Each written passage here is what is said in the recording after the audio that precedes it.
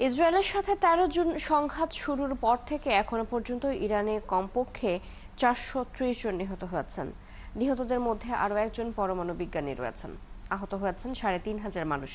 আর ইরানের ক্ষেপণাস্ত্র হামলা দেশটিতে ২৫ জন বেসামরিক মানুষ নিহত হয়েছেন।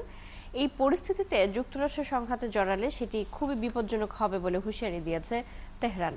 অন্যদিকে ইরানেও দীর্ঘ মেয়াদে হামলার হুমকি দিয়েছে তেল আবিব। আরও জানাচ্ছেন ঋতু সাহা। টানা নবম দিনের মতো চলছে ইসরায়েল ও ইরানের পাল্টাপাল্টি হামলা। শনিবারও ভোরে ইসরায়েলের মধ্যাঞ্চল কেঁপে ওঠে একের পর এক ইরানি ক্ষেপণাস্ত্রের আঘাতে। ইসরায়েলের প্রতিরক্ষা বাহিনী আইডিএফ জানিয়েছে, শনিবার ভোর থেকে অন্তত 10টি ব্যালিস্টিক ক্ষেপণাস্ত্র ছুড়েছে ইরান। সিল্কোর সিল্ক অ্যান্ড শাইন, যাতে আছে আর্গান অয়েল ও ওট প্রোটিনের গুডনেস, যা আপনার চুলকে রাখে হেলদি অ্যান্ড শাইনিং। ইসরায়েলি সেনাবাহিনী স্বীকার করেছে, শনিবার সকালে ইরানের দুটি ড্রোন ইসরায়েলের আকাশ প্রতিরক্ষা ব্যবস্থা ভেদ করে দেশটির উত্তরাঞ্চলে ও দক্ষিণাঞ্চলে আলাদা হামলা চালিয়েছে, যা অনেকটা ইসরায়েলকে হতবাক করেছে বলে স্বীকার করে নিয়েছে দেশটির প্রতিরক্ষা বাহিনী।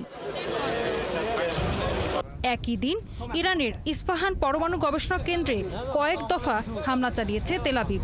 ইসরায়েল জানিয়েছে 15টি যুদ্ধবিমানে করে 30টি অস্ত্র দিয়ে এ হামলা চালানো হয়। এরই মধ্যে যতদিন প্রয়োজন হয় ইরানে হামলা চালিয়ে যাওয়ার ঘোষণা দিয়েছে ইসরায়েলি প্রধানমন্ত্রী বেনিয়ামিন নেতানিয়াহু।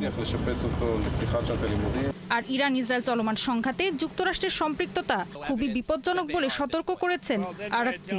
তিনি বলেন, ইসরায়েলকে থামানো হলেই তবেই কূটনৈতিক সমাধানের পথে যাবে ইরান। দুর্ভাগ্যজনক হলেও এটা সত্যি যে যুক্তরাষ্ট্র শুরু থেকে ইসরায়েলের এই আগ্রাসনের সাথে জড়িত, তবে তারা তা অস্বীকার করছে। আমাদের কাছে অনেক প্রমাণ রয়েছে যে তারা প্রথম দিনের হামলা থেকে এর সাথে জড়িত।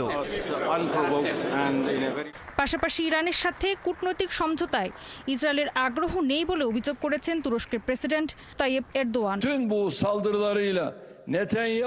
ইরানে এইসব হামলার মধ্যে দিয়ে নেতানিয়াহু সরকার আবারও প্রমাণ করেছে যে তারা আঞ্চলিক শান্তির পথে সবচেয়ে বড় বাধা।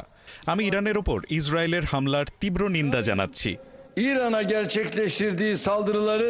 এদিকে ইরানের স্বাস্থ্য মন্ত্রণালয় জানিয়েছে, ইসরায়েলের সাথে গত 13 জুন সংঘাত শুরুর পর থেকে এখন পর্যন্ত ইরানে অন্তত 4 শতাধিক মানুষ নিহত হয়েছেন এবং আহত হয়েছেন আরও অনেকেই।